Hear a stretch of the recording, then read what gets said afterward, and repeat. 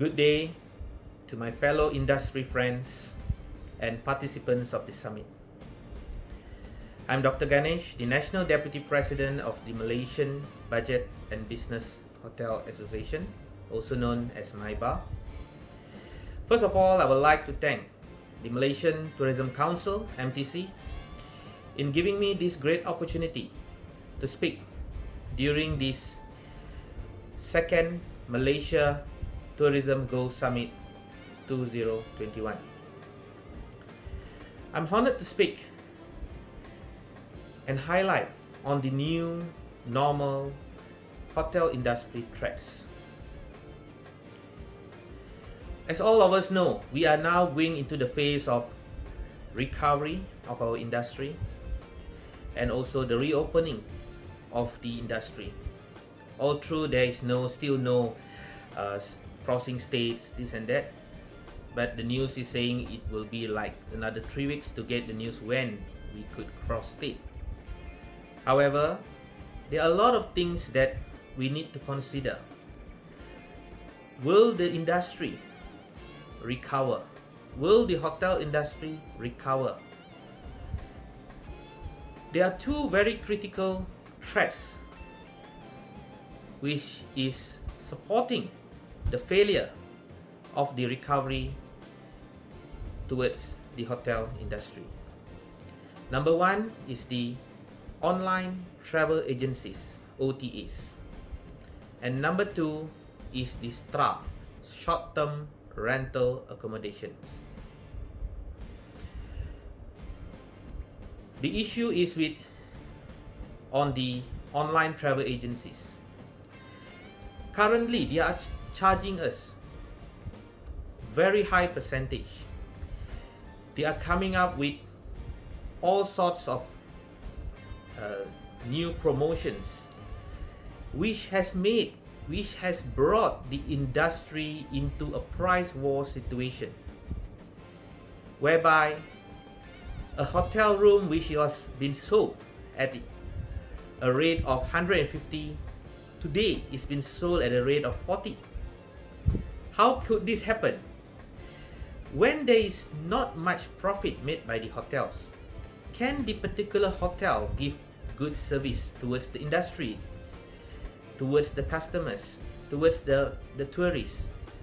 Where are they going to have money to spend towards a better service, such as changing new linens, taking care of the hygiene, doing sanitizing, and many more? Will this thing be successful when there is not a business without profit? Is it a good business to do if it is without profit, it is without income? So the online travel agencies has already done a lot of issues whereby they even offer upfront money and press the price of the hotel rooms into a very low rate. As to date, we are seeing a higher rated hotel, which is supposed to sell at 300 ringgit, 400 ringgit per night, is selling now at 100 ringgit per night. So where are the budget hotels going to stay? How are they going to have a good selling price? This has created a price war. Is due to the online travel agencies, promotions, packages, unregulated rules, and also those days the tourists, when they come to Malaysia, or domestic tourists, when they want to stay into a hotel, what they do is they go and visit a website and look whether this hotel is how many star rated, this and that. But today, the star rating, which is from the Ministry of Tourism, has no value anymore. It's totally no value. The tourists are looking into the star rating by the online travel agencies, which could be true and which could be not true, as all those reviews, this and that, is not being checked by the online travel agencies. They are even not licensed. They are not even paying tax to the Malaysian government. When the Malaysian government tax them on digital tax, they charge back on the customers, on the hotels, on the operators. So all these things they can do. They are able to do it. Alright? So these are something which is a threat towards the industry. Number 2 is regarding the STRA, short-term rental accommodations.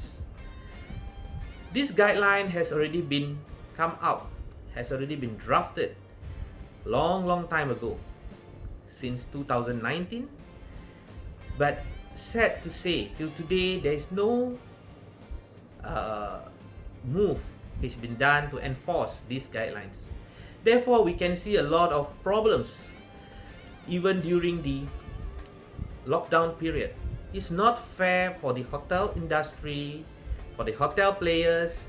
You need to have MICHIEL letter, you need to have license, you need to follow this rule. You cannot have tourists, people to stay because of tourism purposes, this and that. But today, when we check, those short-term rental accommodation still can operate. They are doing birthday parties. They are even, we heard there's people get hurt, fight in the units, this and that. Drug parties, a lot of issues. They do not need to have any license to run their business. They no need to have anything to run their business. They just can run their business as normal. And when the hotel reject this particular customer, this customer just go online, open, they can even find those short-term rental accommodations in the online travel agencies platform. They can book it and they can stay without any standard operating procedures. When the states go into phase 2, we also can see this situation has brought a confusing thing, whereby when they say hotels are going to recover, but hotels has no customers, where are the tourists gone? The tourists are gone to these illegal accommodation providers, which has not been regulated. Those operators of these short-term rental accommodations, they don't need to pay tax, they don't need to pay licenses, they don't need to pay many things, but they can run their business. If we calculate the tax that has been lost by the government due to the online travel agencies, we just can look at when the hotel was selling at 150 ringgit per room per night, the government was earning SST at 9 ringgit. But today, when the hotel is selling at 50 or 40 ringgit, the hotel selling price, the government is only earning around like 2 ringgit 80 cent to 2 ringgit SST. Look at the gap, the tax which is missing. Also comes to the short-term rental accommodations. We can see this issue also, where how much tax that the government has lose. It is billions or millions throughout the years. Okay, so a year it could be around 500 million, which has already lost. So why this thing is still allowed to be done? So I can summarize towards these issues, these threats. There are many more other threats towards the industry, but this is the most critical threats which is faced by the hotel industry at the current situation, current moment. So the only way that the government can do is to regulate the online travel agencies, to enact a law to control them, to set a ceiling commission rate that they can collect, to only have licensed hotels or accommodation providers sold in their platforms. You see, this and that. Because without having this, even when they sell illegal premises, they also allow criminals to stay in short-term rental accommodations or anywhere without having a proper registration, this and that. So that is what the government need to do in order to say the recovery has been done. The recovery is there for the hotel industry. It will never be fulfilled if there is no law to control the online travel agencies and also to enforce the short-term rental accommodation guidelines or a law to control those short-term rental accommodations.